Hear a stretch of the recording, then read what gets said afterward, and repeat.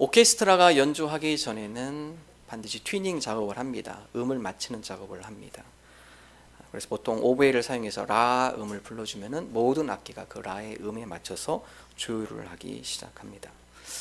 악기의 가격이 중요한 것이 아니라 연주를 함에 있어 가장 중요한 것은 튜닝을 통해서 모든 음을 맞추는 것입니다. 아무리 고가의 악기라 해도 제대로 튜닝이 되지 않으면 아름다운 합주를 연주할 수 없기 때문에 그렇습니다. 그러나 여러분, 악기뿐만이 아닙니다. 우리 인간들도 마찬가지입니다. 우리가 세상 살아가는 동안에 우리가 세상 살아가면서 여러 삶 가운데 부딪히거나 느슨해져서 변해버린 우리의 영적 줄을 조절하는 시간, 우리는 이것을 영적 튜닝이라고 합니다. 영적 튜닝의 작업을 하는 것이죠.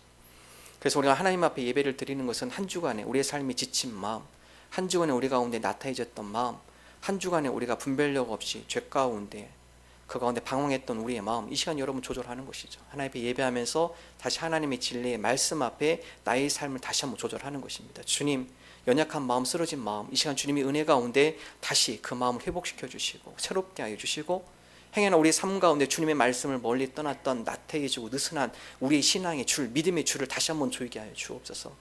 우리 영적 튜닝을 통하여서 그 다음에 아름다운 음악이 우리 삶 가운데 조화, 협연이 이루어지게 되는 것입니다. 우리가 매일 새벽에 35일 성경 통독을 해나가고 있습니다. 영적 튜닝을 시작해서 하루를 시작하는 것이죠. 하나님, 오늘 하루의 삶도 내 생각, 내 주관, 내 고집, 내 자존심 세우며 살아가는 것이 아니라 오늘 주님께서 우리에게 말씀하신 하나님의 말씀에 우리가 맞춰 살기를 원합니다. 오늘 하나님의 말씀에 우리의 삶을 조율하며 튜닝하며 그 아름다운 우리 삶 가운데 조화로운 화음이 들리기를 원합니다. 튜닝을 하며 나가는 것이죠. 오늘 저와 여러분이 우리가 영적 튜닝을 잘하기를 원합니다. 우리 비틀어졌던 마음이 있으면 주님 이 시간 우리의 마음을 다시 새롭게 하여 주시고, 쓰러지고 상처 있고 회복돼 여러 가지 어려움이 있는 마음이 있다면 주님 회복시켜 주시고 다시 주님을 향한 뜨거운 마음으로 변화되어지는, 새로워지는 그러한 은혜의 시간 되게 하여 주옵소서. 오늘 말씀은 특별히 두 명을 조명하고자 합니다. 첫 번째는 그 집 주인입니다. 영적 조율이 잘 되신 분입니다. 성경은 그가 어떤 누구인지 구체적 이름을 언급하고 있지만 오늘 그는 예수님께 큰 일을 한 것을 말씀은 기록을 하고 있습니다. 오늘 말씀은 유월절 만찬을 배경으로 한 말씀입니다. 유월절 되면 이스라엘의 가장 큰 절기입니다. 우리가 추석 명절 온 사람들이 이동을 하면서 그의 고향을 가는 것처럼 유대인 가운데 가장 큰 명절 유월절입니다. 하나님께서 이스라엘 백성을 애굽 이집트에서 구원해 내셔서 가나안 땅으로 인도하는 하나님의 기적과 은혜, 그 날을 기념하며 그 날을 하나님 앞에 감사 고백으로 드리는 절기 유월절. 보통 이스라엘이 20만에서 25만 인구였다면 6월절에는 120만 명, 5배에서 6배가 넘는 많은 인원들이 예루살렘을 향해서 모여오기 시작합니다. 그러다 보니까 당연히 식당이 부족하고 그들이 거처할 숙소가 부족하고, 제자들도 여기 예수님께 다음 같은 질문을 던집니다. 주님, 이 6월절에 우리가 함께 모여 식사할 수 있는 장소가 없을 것 같습니다. 어떻게 하면 좋을까요? 예수님께서 다음같이 얘기하죠. 성내에 들어가면은 물동이를 들고 간 한 사람을 만날 것이다. 특별히 이 물동이를 든 사람은 성경은 헬라어로는 남성 표현을 쓰고 있습니다.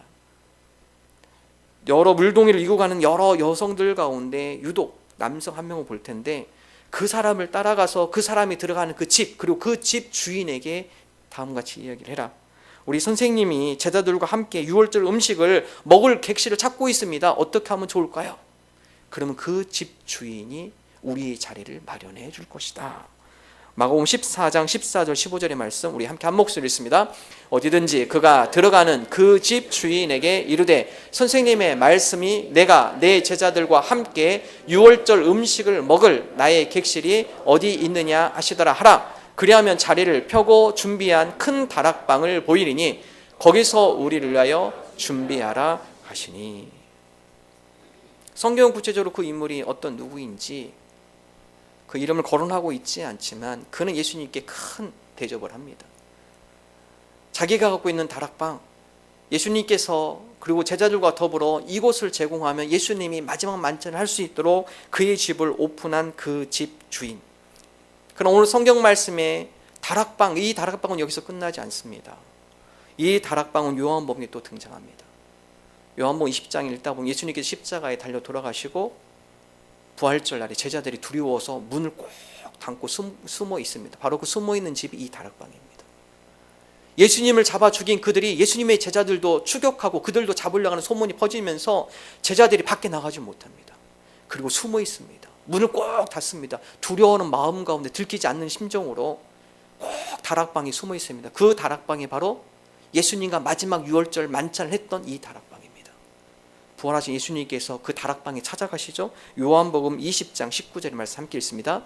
이날 곧 안식 후 첫날 저녁 때에 제자들이 유대인들을 두려워하여 모인 곳에 문들을 닫았더니 예수께서 오사 가운데 서서 이르시되 너희에게 평강이 있을지어다. 두려워했던 제자들, 그러나 그곳 가운데 예수님께 부활하신 예수님께서 찾아오시죠. 그리고 그들 가운데 평안을 선물로 주십니다. 바로 예수님과 제자들이 마지막 식사했던 유월절 만찬에 바로 그 집 주인의 다락방. 여러분, 다락방이라는 것은 창고입니다. 쓰지 않은 물건들을 위에다 올려놓고 여러 거치장스러운 물건들을 위에다 올려놓는 창고의 역할. 그러나 오늘 이 다락방은 창고의 역할로 존재한 것이 아니라 예수님께 드림으로 그 장소는 은혜의 장소, 그 장소는 하나님의 능력이 임하는 장소가 되어졌습니다. 여기서 멈추지 않고 또한 이 다락방이 등장하는 것은 사도행전의 말씀입니다. 제자들과 부활하신 예수님을 제자들이 함께 만나고 그 가운데 예수님께서 하늘로 승천하시고 제자들이 그 모습을 보고 예수님께서 다시 오실 것을 기대하며 다시 또 그 다락방에 모여 기도하기를 힘쓰죠. 바로 그 다락방이 유월절 만찬을 함께 나눴던 그 집 주인의 다락방입니다. 그곳에 어떤 역사가 일어나죠? 성령의 강한 임재가 그 다락방을 비롯하여 그 온 집안에 성령의 임재가 임한 것을 성경 기록을 하고 있습니다. 사도행전 2장 1절과 2절의 말씀 함께 읽어보겠습니다. 오순절 날이 이미 이름에 그들이 다 같이 한 곳에 모였더니 호련히 하늘로부터 급하고 강한 바람 같은 소리가 있어 그들이 앉은 온 집에 가득하며. 여러분, 그 집은 하나님 앞에 거룩한 장소로 쓰이기 시작했습니다. 은혜의 장소로 쓰이기 시작했고 성령의 강한 임재가 임하는 하나님의 능력의 장소. 그래서 그 다락방은 사도들의 다락방, 제자의 다락방, 그리고 예루살렘의 교회가 바로 이 다락방에서 시작이 되어졌다라는 것입니다. 보잘것없는 다락방이에요. 그러나 그곳을 주님 앞에 드리고 주님 앞에 기쁨과 감사함으로 주님의 자리를 위해 준비된 그 다락방, 그 다락방은 은혜의 장소가 되어졌고 성령의 능력이 임하는 장소가 되어졌습니다. 오늘 저와 여러분이 그 다락방과 같이 쓰임받는 저와 여러분 되기를 원합니다. 주님, 우리는 보잘것없는 사람들이지만 그러나 우리 가운데 주님께서 임재하시고 우리의 마음을 활짝 열고 우리가 주님을 모시며 살아가는 삶, 그 삶은 은혜의 삶이요 하나님의 능력이 임하는 삶이요 성령으로 충만한 삶인 줄을 믿습니다. 우리가 바로 그러한 은혜를 누리는 하나님의 성도의 삶이 되게 하여 주옵소서. 주님 앞에 기쁨으로 드리는 삶이 되게 하여 주옵소서. 여러분, 이것을 증명한 사람이 사도 베드로이죠. 예수님의 수제자 베드로. 여러분, 그는 다혈질의 사람이에요. 여러분, 다혈질의 사람, 그 주변에 있는 사람들이 참 힘듭니다. 왜냐하면 이분들은 화를 잘 못 참잖아요. 자기 한 번 분냄으로 인해서 수많은 사람들이, 옆에 있는 가까운 사람들이 상처를 입게 되어 있습니다. 사도행전에 보면 베드로를 향하여 많은 사람들이 저 사람 일반 평범한 사람 아닌가? 그런데 그가 성령의 은혜를 누리고 그 가운데 능력을 행하기 시작하죠. 그가 말씀을 전할 때 3,000명이 넘는 사람이 회개하며 세례를 받습니다. 그가 말씀을 전하고 아픈 자들 위해서 기도할 때 아픈 자가 낫고 귀신 들린 자가 떠나가고 주변에 있는 많은 유대인들이 베드로를 알고 있어요. 저 사람 일반 범인, 평범한 사람인데 어찌 저런 큰 능력을 행하는가? 무엇이죠? 예수님을 믿기 전, 예수님을 따라다니면서 부활하신 예수님을 만나고 그 가운데 주님의 능력이 그 가운데 임할 때 그에게는 하나님의 놀라운 능력을 행하는 하나님의 도구로 그가 사용되어진 것을 성경 기록을 하고 있습니다. 우리가 지난 35일 성경 통독하면서 로마서 말씀을 함께 읽었습니다. 우리가 그리스도 안에 사는 것, 즉 복음에 합당한 삶, 복음에는 하나님의 의가 나타나서 믿음으로 믿음에 이르게 한다. 이 믿음은 어떤 역할을 하는가? 우리가 은혜 아래 있음으로 죄악 가운데 이 길을 승리할 수 있도록 인도해 준다. 로마서 6장 4절이죠. 함께 한 목소리로 읽겠습니다. 죄가 너희를 주장하지 못하리니 이는 너희가 법 아래에 있지 아니하고 은혜 아래에 있음이라. 죄가 더 이상 우리를 주장하지 못하게 한다. 바울의 고백이에요. 바울이 예수 그리스도를 만나고 예수 그리스도와 더불어 살아가면서 그 가운데 죄의 법과 싸워 승리하는 비결을 발견하게 됩니다. 이것이 바로 그리스도를 우리 마음에 모시고 주님과 동행하는 삶, 이것이 바로 믿음의 승리의 삶을 성경 우리에게 말씀하고 있습니다. 오늘 저와 여러분이 죄 아래에 있는 것이 아니라 은혜의 아래에 있음을 선포하며 은혜 가운데 하나님의 놀라운 능력을 맛보는 저와 여러분 되시기를 주님의 이름으로 축원합니다. 은혜 아래에 있을 때 우리가 가치 있는 존재가 되어지는 것입니다. 은혜 아래에 있을 때 우리가 얼마만큼 하나님의 귀한 걸작품인지를 깨닫게 되어지는 것입니다. 세계 CEO들이 미국 애리조나 주의 피닉스에서 세계적인 CEO 회사의 회장들이 모인 세미나가 열렸습니다. 이 세미나를 주관하신 게리 스몰리, 이분이 이 회의를 주최하고 또 많은 CEO 세미나 가운데 악기 하나를 가지고 나왔습니다. 바이올린을 가지고 나왔습니다. 여러분, 그 바이올린 볼품없는 바이올린이었습니다. 목은 부러졌고 그리고 줄은 몇 줄 달려있지 않았고 형편없는 악기였습니다. 참혹한 모습이었습니다. 게리 스몰리가 많은 사람 앞에서 이 바이올린 혹시 사갈 사람 있으세요? 주변 사람들이 수근거리기 시작합니다. 저 목 부러진 바이올린을 누가 사가? 10달러나 될까? 돈 많으신 분들이 조금 더 인색하시더라고요. 아마 갖고 나온 이유가 있겠죠. 얼른 사셔야지 그럴 때는. 사람들이 10달러나 될까? 그 바이올린을 뭐로 삽니까? 10달러면 우리나라 돈 1만 원이죠? 만 원입니다. 아무런 반응이 없자 게리 스몰리가 바이올린 안쪽에 쓰여 있는 글씨를 읽었습니다. 1723년 안토니오 스트라디바리 제작. 갑자기 여러분, 이 안토니 스트라디바리는요 현재 표준형 바이올린 창시자이며 최고의 바이올린 제작자입니다. 1723년에 그가 만든 바이올린이에요.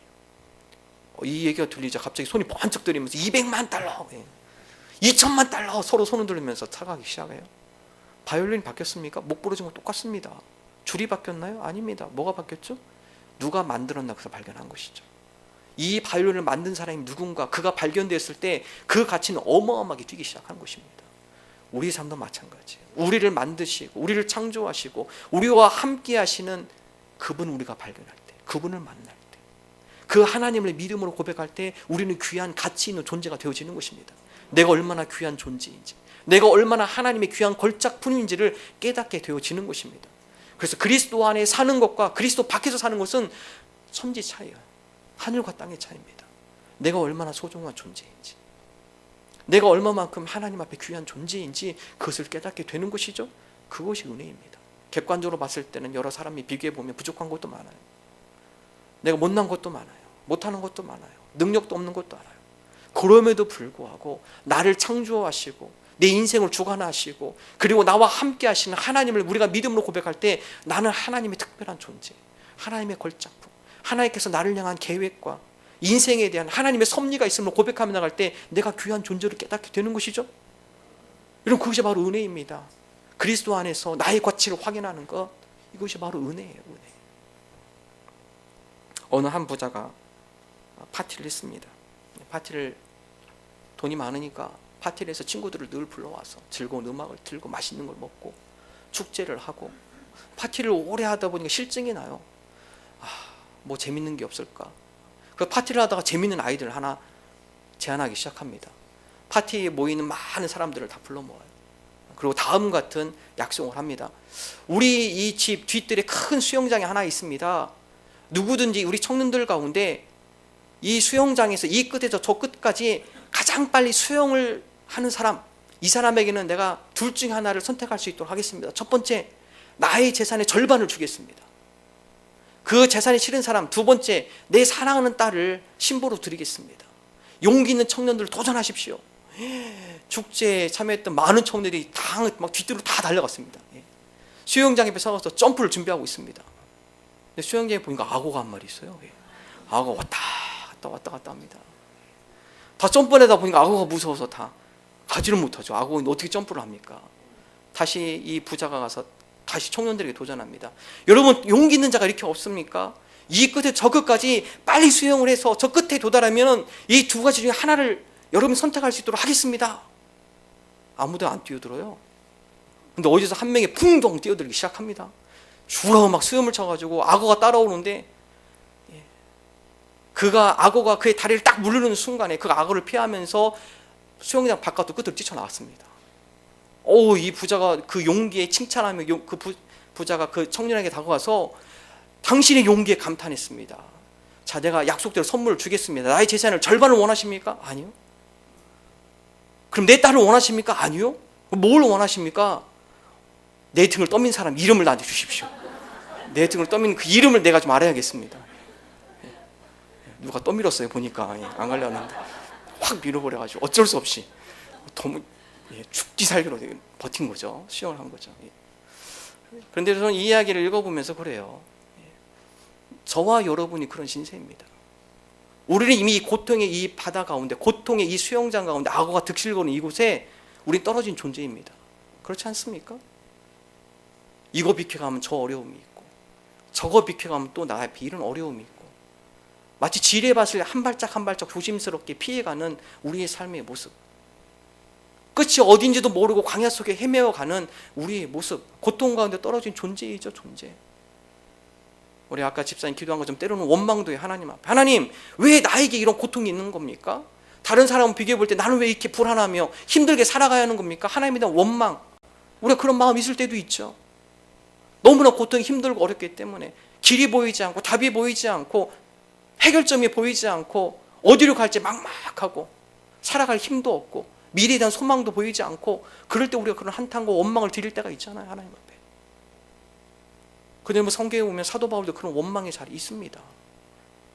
사도 바울의 고백은요, 비록 그런 여건과 환경 가운데 일지라도 그것을 이겨낼 수 있는 비결은 우리가 그리스도 안에 있을 때, 우리가 그 고통의 여정 가운데 주님과 함께함을 깨달을 때 그것을 극복해낼 수 있다. 그것을 이겨낼 수 있다. 사도 바울이 감옥에서 쓴 편지, 옥중서신이라고 합니다. 에베소서, 빌립보서, 골로새서, 옥중서신이에요. 감옥에서 쓴 거예요. 사도 바울이 3차 전도 여행을 마치고 마지막으로 4차 로마로 끌려가죠. 황제에게 재판을 받기 위해서 로마로 끌려갑니다. 로마에 도착했을 때 사도 바울을 감옥에 가둬놔요. 감옥에 있으면서 사도 바울이 쓴 편지가 에베소서, 빌립보서, 골로새서. 근데 여러분, 에베소서에 사도 바울의 편지의 내용에 보면 그리스도 안에서 in Christ라는 단어가 25번이 나옵니다. 어마어마하게 많이 나와요. 에베소서를 통해 사도 바울의 고백, 그리스도 안에서 신령한 복을 주신 하나님 앞에 감사한다. 그리스도 안에서 우리를 지혜롭게 하고 총명케 하신 하나님 앞에 감사한다. 그리스도 안에서 우리로 하여금 화목케 하신 하나님 앞에 감사한다. 그리스도 안에서 우리의 인생을 예비하시고 우리 인생을 개혁하시는 하나님의 예정하심을, 그 비밀을 깨닫게 하신 하나님 앞에 감사한다. 마스터키예요, 마스터키. 맞는 키입니다. 그리스도 안에 있을 때 하나님께서 우리를 향한 예정하심, 하나님께서 그 가운데 우리에게 주신 지혜와 총명, 하나님께서 그 과정을 통해 우리에게 보여주시는 하늘의 신령한 복들, 그리스도 안에 있을 때 이것을 발견하게 되며 그 안에 감격하는 사도 바울의 고백, 여러분 이것이 에베소서의 말씀입니다. 사도 바울을 당한 지 고백합니다. 에베소서 2장 10절의 말씀 함께 한 목소리 읽습니다. 우리는 그가 만드신 바라 그리스도 예수 안에서 선한 일을 위하여 지으심을 받은 자니, 이 일은 하나님이 전에 예비하사 우리로 그 가운데서 행하게 하려 하심이라. 하나님이 전에 예비하신 거예요. 그리스도 안에 있을 때 하나님의 예정하심, 우리를 향한 하나님의 계획, 우리를 만드신 하나님의 계획, 우리에게 그 과정을 통해 우리에게 주시는 하나님의 뜻, 하나님의 사명, 소명, 그 모든 것들이 하나님의 예비하심과 섭리와 계획 가운데 이루어져 가는 거군요. 그 비밀을 깨닫게 되는 것이죠. 영적 조율을 잘 해나가는 겁니다. 오늘 저와 여러분이 그리스도 안에서 우리를 향한 하나님의 예비하심, 우리를 향한 하나님의 선하신 뜻, 그 가운데 우리가 하나님의 자녀로서 얼마나 귀한 존재인지, 우리가 하나님의 얼마나 귀한 걸작품인지 그 은혜를 누리며 살아가는 저와 여러분 되시기를 주님의 이름으로 축원합니다. 오늘 두 번째 인물, 그 집주인, 다락방을 예수님께 기쁨과 감사함으로 드리며 은혜와 축복을 누린 그 집주인과 대조적인 사람, 가룟 유다입니다. 오늘 말씀 가룟 유다. 근데 예수님을 3년 동안 따라다녔습니다. 그러나 그 가운데 조율하지 못했어요. 예수님의 말씀과 예수님의 뜻, 하나님 나라를 보다는 자기의 욕심, 자기의 야망, 그것에 불타오른 사람이었습니다. 가룟 유다가 예수님을 배신한 이유, 가룟 유다는 예수님을 정치적 메시아로 생각했습니다. 예수님께서 오셔서 많은 기적을 행하시고 많은 무리 가운데 많은 무리가 예수님을 따라다니고 추종하고, 그 가운데 가룟 유다의 한 가지 기대, 야 조만간 예수님이 이스라엘의 정치적 왕이 되겠구나, 헤롯을 몰아내고 또 로마 황제도 압도할 수 있는 어마어마한 왕으로 등장하겠구나, 가룟 유다의 길이었습니다. 그러나 예수님 3년 따라다 보니까 그런 조직도 만들지 않아요. 그런 여러 가지 외교 관계도 이루어가지 않아요? 가룟 유다 포기하죠. 안 되겠구나. 내가 이거 3년 동안 따라다녔는데 별 볼 일 없겠구나. 이러다가 내 인생 망하겠구나. 안 되겠다. 내가 이 계기를 통해서라도 돈이라도 좀 챙겨야겠다. 그가 대제사장들을 찾아가서 그 가운데 제안을 하죠. 내가 예수님을 당신들에게 넘기겠습니다. 근데 나한테 얼마 주시겠어요? 얘기하죠.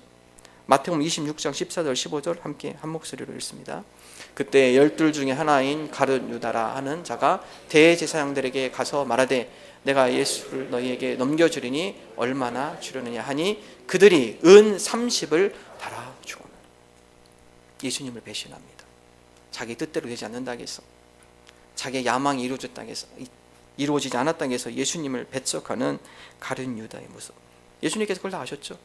그럼 오늘 말씀 오면 예수님께서 6월절 마지막 만찬 가운데 오늘 나를 팔 자가 누구인가? 너희 중에 나를 팔 자가 한 명 있다. 예수님께서 6월절 만찬 가운데 제자들에게 그것을 폭로해버립니다. 그 이야기를 들었을 때 누가 가슴이 철렁했을까요? 옆에 있는 제자들이 주님 나는 아니지요. 주님 설마 저는 아니겠죠. 다 발 빼요. 그 가운데 제일 마음이 덜컹하며 놀랬던 사람 가룟 유다이죠. 마가복음 14장 18절의 말씀 함께 한 목소리로 읽겠습니다. 다 앉아 먹을 때 예수께서 이르시되 내가 진실로 너희에게 이르노니 너희 중에 한 사람 곧 나와 함께 먹는 자가 나를 팔리라 하신데, 어떻게 보면 예수님께서 마지막 가룟 유다에게 준 기회일 수도 있어요. 찬스일 수도 있습니다. 아니 예수님 그걸 어떻게 하셨지? 대제사장과 내가 은 30에 이 거래한 걸 아무도 모르겠는데 누군가 나를 추적했는가? 아니면 예수님께서 그것을 엿들었는가? 마음이 덜컹하죠. 어떻게 보면 그 기회가 그가 다시 한번 주님 앞에 돌아올 수 있는 기회가 될 수도 있었습니다. 예수님의 사인이었죠. 여러분 때로는 주님께서 우리가 말씀을 통해 기도하는 가운데 하나님께 주신 사인이 있습니다. 사인. 특별히 말씀을 읽다 보면 그 말씀을 읽으면 마음이 덜컹할 때가 있어요. 뜨끔할 때가 있습니다. 그건 하나님께 주신 사인입니다. 사인. 야, 하나님께서 나로 하여금 이 말씀을 통해 빨리 돌아서라고 말씀하시는구나. 이 잘못된 마음을 빨리 고치라고 하시는구나. 내가 이렇게 행동하기를 원하시는구나. 빨리 되돌아가셔야 돼요. 유턴하셔야 합니다. 그러지 않을 때 어떻게 합니까? 화가 임하는 것입니다. 21절 전반절 말씀 우리 함께 한 목소리 읽습니다. 인자는 자기에 대하여 기록된 대로 가거니와 인자를 파는 그 사람에게는 화가 있으리로다. 화를 당합니다. 가룟 유다 그랬죠? 알면서도 모르는 척, 알면서도 은 30을 내가 취하기 위한 마음의 탐욕과 욕심의 마음 진행해 나가죠. 결국 어떻습니까? 깊은 슬픔에 빠지고 후회하고, 특별히 성경에서 말하는 이 화라는 것은 깊은 슬픔, 후회, 고통을 상징합니다. 화가 있다. 말씀을 듣고 되돌아서지 않았을 때, 그때 이 말씀이 나로 하여금 하나님의 사인이 확인되어졌는데 그럼에도 불구하고 내 고집대로 밀고 나갈 때, 내 주장대로 그것을 밀어붙일 때, 그때 화가 임하는 것입니다. 깊은 슬픔, 후회, 그 때문에 고통. 오늘 저와 여러분 지혜로운 자가 되기를 원합니다. 주님, 우리가 민감하게 하시고 주님께서 우리에게 말씀하실 때 깨달을 때 그때 우리의 방향을 바꾸게 하시고 주님의 뜻이, 주님이 원하는 뜻 가운데 우리가 행할 수 있도록 우리에게 지혜를 허락하여 주옵소서. 예수님을 배척하는 사람들 우리가 보통 안티크리스찬이라고 얘기합니다. 안티크리스찬도 종류가 좀 나눠져 있습니다. 과거에 교회에서 상처를 받거나 혹은 크리스찬 가정에서 상처를 받았거나 크리스찬 친구들한테 상처를 받았거나 거기에 대한 반감을 가지고 안티크리스찬 하는 분들도 있죠. 그러나 더 심각하신 분은 그런 거 전혀 관계가 없는 분인데 그냥 기독교가 싫어요. 이런 분들이 꽤 많습니다. 그분들이 주로 카페에 고정적인 팬이죠. 안티카페 그런 데 들어가 보면 별 얘기들을 다 해요. 근데 그분들이 기독교와 별로 상관이 없는 분인데 처음부터 그런 마음을 갖고 있어요. 그분들이 그런 글을 쓰면서 또 그분들을 그렇게 얘기하는 사람들의 모습을 주위에 보면 그리 행복해 보이지 않아요. 왜 그러는가? 창조주를 배척하고 그 마음 가운데 몰아내려고 하는 그 마음 가운데 영적인 병이 들기 때문에 그렇습니다. 영적인 병이 들어요. 그로 인해서 본인도 힘들고 그 마음 가운데 늘 불평과 불만이 떠나지 않고 다른 것에 대한 비판이 끊이지 않고, 여러분 그런 사람 옆에 누가 붙어 있겠습니까? 주변에 화음을 이루지 못해요. 가면 그 사람이 있는 곳에 여러 가지 어려움이 있고 화음을 이루지 못하죠. 왜 그렇습니까? 영적으로 병들었기 때문에 그래요. 요한 3서 2절 보면 사랑하는 자여 내 영혼이 잘된 같이 내가 범사에 잘 된다. 거꾸로 해석하면요, 영혼이 병들 때 너의 범사도 병들어가는 거다. 영혼이 병들어질 때는 너의 건강 자체도 병들어가는 것이다. 관계 자체도 다 병들어가는 것이다. 영혼의 건강이 우리에게 아주 중요합니다.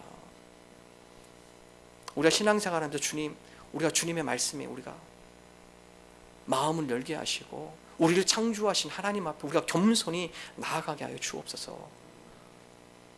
주님은 또한 사람들과의 관계에서도 배척을 주의하라고 말씀하시죠. 그래서 사도 바울이 로마서를 쓰면서 로마서 11장까지는 하나님 믿음에 대해서 씁니다. 12장부터는 우리 삶이, 믿음의 삶이 어떤 삶이 되어야 하는가, 하나님을 신뢰하고 믿음 가운데 살아가는 삶은 너희의 이웃과의 관계에도 화목을 잘 이루어 나가야 한다. 로마서 12장 18절 말씀을 함께 한 목소리 읽습니다. 할 수 있거든 너희로서는 모든 사람과 더불어 화목하라. 여러분, 이것이 바로 믿음의 삶입니다. 하나님 우리 마음이 영접하고 주님 우리 마음이 영접하고 그와 더불어서 우리 주변에 있는 사람들과 더불어 화목하며 화목을 유지하며 평화를 유지하며 나아가는 신앙의 모습, 이것이 성도의 모습이죠. 그러지 않았을 때 배척하며 사람들도 자기 마음과 주장과 자기 뜻에 맞지 않는다 해서 밀어내며 조화를 이룰 수가 없어요. 오히려 화가 그 가운데 더 임한다는 것입니다. 운전하다가 보면요, 아마 많은 분들이 봤을 것 같아요. 멀지 않습니다. 가까운데 BRT 타고 좀 밑으로 쭉 내려가다 보면요, 대전 가다 보면 큰 전광판에다가 보기 민망한 글씨를 써놓은 거 있더라고요. 지나갈 때마다 그걸 볼 때마다 무슨 기업 뭐 해라, 악독 기업 참 보면서 어떻게 저런 걸 이렇게 써놨을까라는 생각이 들 정도로, 모르겠습니다. 그분이 그쪽 기업하고 어떤 일이 있었는지는 잘 모르겠지만, 근데 여러분 그 밑에 전광판 밑을 보니까 식당이에요. 식당. 배고파서 밥 먹으러 들어가려는데 그 전광판이 거기 딱 보여 보세요. 앞에 들어가고 싶겠습니까? 누군가를 배척하는 마음, 그 마음 가운데 오히려 본인이 화를 불러오는 것이죠. 성경은 바로 이런 것들을 지혜롭게 할 필요가 있다는 것입니다. 여러분, 우리가 인간관계, 교회도 마찬가지예요. 우리가 고린도 지난주에 함께 읽었죠? 성경 통독. 여러분, 고린도 교회, 사도 바울이 개척한 교회입니다. 위대하신 사도 바울, 능력이 있고 하나님의 말씀을 아주 검과 같이 선포하는 사도 바울. 근데 여러분, 고린도 교회에 문제가 많았습니다. 사도 바울이 그 문제 때문에 머리가 하도 많이 빠져가지고 대머리가 됐다, 이런 얘기도 있어요. 얼마나 고린도 교회가 힘들게 했는지 사도 바울이 그 고린도 전서를 쓰면서 누누이 고린도 교인들에게 얘기해요. 그 가운데 교회 성도들 가운데, 고린도 교회 성도들 가운데 다투고 분쟁하고 싸우고 서로 헐뜯고, 이것 때문에 사도 바울이 멀리 떨어져 있으면서 너무 아픈 마음으로 고린도 교인들에게 편지를 쓰죠. 편지를 씁니다. 서로 용서하지 못하고 파별 싸움하고, 그 가운데 교회의 모습이 아니다. 고린도 13장이 사랑장이죠. 그런 것들을 극복하는 것이 사랑이다. 사랑. 어떻게 그 교인들 안에서 그런 문제를 가지고 하는가.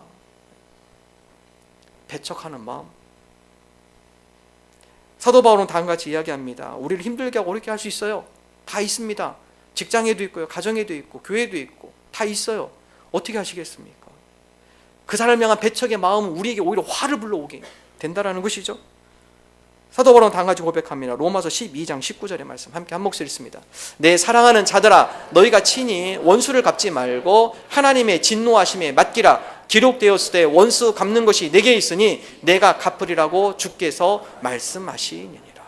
어떻게 하라고요? 하나님 앞에 맡기는 겁니다. 내가 갚는 게 아니에요. 그 문제는 하나님 앞에 넘기는 거예요. 하나님 앞에 토스하는 거예요. 주님, 참 이런 문제 내가 마음이 아프지만 그러나 이것을 하나님 앞에 올려드립니다. 아까 그 식당 제가 얘기했지만 그 사람은 그래도 좀 양심적이게 밖에 썼잖아요. 우리는 안에 쓰고 다니잖아요. 남의 눈에 보이지 않게 우리 마음의 전광판에다가 하나씩 다 쓰고 다니시잖아요. 그 전광판을 빼라는 겁니다. 하나님 앞에 맡기라는 거예요. 하나님 주님께서 책임져 주시고, 이것 때문에 우리가 화를 불러오지 않도록 하나님 우리의 마음을 주님께서 주관하여 주옵소서. 오히려 그에게 숯불을 그 머리 위에 쌓아라. 로마서 12장 20절이죠. 함께 한 목소리 읽습니다. 내 원수가 줄이거든 먹이고 목마르거든 마시게 하라. 그리함으로 내가 숯불을 그 머리에 쌓아 놓으리라. 숯불을 머리에 쌓아 놓는다. 여러분 숯불을 머리 위에 가까이 놓으면 어떻게 됩니까? 후끈후끈하죠. 얼굴이 빨갛게 달아오죠. 모닥불 옆에 같이 가보세요. 가까이 가보세요. 뜨거워서 열기 확 달아오르죠. 그것처럼 네 원수에게 먼저 가서 네가 선을 베풀어라. 목마르거든 먹을 것을 주고 줄이거든 그 가운데 배를 채워주고, 그러면 그의 얼굴이 후끈후끈 할 거다. 미안해서. 나는 이런 마음 갖는데 저 사람 오히려 나에게 선의를 베푸네. 그 숯불을 그 머리에 놓아서 후끈후끈 달아오르게 할 때 그때 이기는 거다. 그게 그 사람을 더 얻는 것이다. 지혜로운 방법이죠. 이민교회 봉사에 있었을 때 이민교회 특징 중에 하나는요, 교회 안에 문제가 참 많습니다. 근데 이민교회 특징 중에 하나는 나이로 평정해요. 나이로 다. 그래서 새신자 딱 들어오면 제일 먼저 물어보는 게 몇 살이에요? 나이로 물어봐요. 자기보다 나이가 어리면 벌써부터 딱 쟤는 나를 섬기게 할 사람. 뭐 도시는 안 그랬지만 약간 좀 외지로 나가면요, 은근히 그것 때문에 상처를 많이 받았어요. 나보다 어린 애가 먼저 인사 안 한다고 교회 오는데 나이 적은 분이 와서 인사 먼저 해야 하고. 근데 그 교회에 저희 교회 안수 집사님 한 분 계셨는데 그분 참 지혜로우신 분이에요. 지혜로우신 분. 교회에 어떤 모임 가운데 서로 다툼이 있었습니다. 근데 한국에서 오신 지 얼마 안 되신 분인데, 젊으신 분인데, 이분이 막 자기 주장 얘기하고 그 가운데 자기 뜻 관찰하려고 막 이러다 보니까 주변에 있는 분들이 좀 힘들어하세요. 이분 이민생을 아직 잘 모르시는구나. 근데 이 안수 집사님 연세가 70이 되신 분인데요, 이분이 그런 관계가 있다 보니까 교회 딱 오면 먼저 문 앞에서 딱 90도로 인사합니다. 그분 앞에 90도로 딱 인사하면 이분이 맨 처음에 뒷짐 지고 이렇게 와요. 젊으신 분이 왔다가 70세 어르신 분이 90도로 인사하니까 뒷짐 지고 싹 바뀝니다. 이렇게. 그래서 그분이 하는 얘기가 있어요. 목사님, 지는 게 이기는 겁니다. 내가 먼저 가서 선의를 베푸는 게 그 사람을 더 좋은 길로 인도해 주는 겁니다. 그분의 삶에서 고백하는 내용이에요. 내가 먼저 가서 선의를 베풀고, 내가 먼저 가서 악수를 먼저 하고, 내가 먼저 가서 그를 위해서 인사를 먼저 하고, 그러니까 그 사람이 변하던데요. 참 지혜롭게 하신 거죠. 여러분, 이것이 바로 예수님의 방법이었죠. 로마서 12장 21절 우리 함께 한 목소리로 읽겠습니다. 악에게 지지 말고 선으로 악을 이기라. 선으로 악을 이기는 것입니다. 악과 악, 그 대결에서 이기는 것이 아니라 우리가 선을 베풀 때, 먼저 선의를 행할 때, 내가 먼저 다가갈 때, 그때 이기는 것이에요. 그 사람을 더 얻는 것입니다. 우리 예수님의 지혜를 배우기를 원합니다. 예수님의 방법대로 우리가 행하기를 원합니다. 우리의 마음에 주님을 모시고 사는 삶, 축복의 삶, 은혜의 삶, 능력의 삶입니다. 그러나 주님을 배척하며 살아가는 삶, 이웃을 배척하며 살아가는 삶, 그 가운데 화가 임하고 영적으로 병든 삶을 살아가게 됩니다. 깊은 슬픔과 고통의 삶을 살아가게 됩니다. 오늘 주님의 말씀을 통해 우리가 영적 튜닝을 잘하기를 원합니다. 주님을 우리 마음의 주인으로 삼고 삶 속에서 아름다운 조화, 아름다운 협연을 잘하는, 그 가운데 공동체 가운데 하나님의 선을 아름답게 이루어 나가는, 선으로 악을 이겨나가는 저와 여러분 되시기를 주님의 이름으로 축원합니다.